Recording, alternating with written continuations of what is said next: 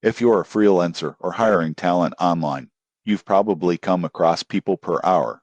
Most people get this wrong. They assume it's just another freelance platform like Upwork or Fiverr. The surprising truth is that People Per Hour caters especially to small businesses and projects with flexible hourly or fixed price arrangements. For freelancers, signing up is free, and you can create a profile showcasing your skills, portfolio, and rates. The platform allows you to bid on projects or receive direct invitations from clients. People Per Hour supports both hourly work and fixed-price projects, making it versatile for different types of jobs. For clients, posting a job is simple. You can review freelancer profiles, see ratings, and communicate directly within the platform. Escrow payments ensure security for both parties. You pay upfront, but funds are only released when the work is delivered and approved. One standout feature is the Workstream tool, which keeps all communication, files, and milestones organized in one place. This is great for keeping projects on track without juggling multiple apps. On the downside, fees can be higher than some competitors. Freelancers pay a service fee of 20% on the first $500 earned with a client,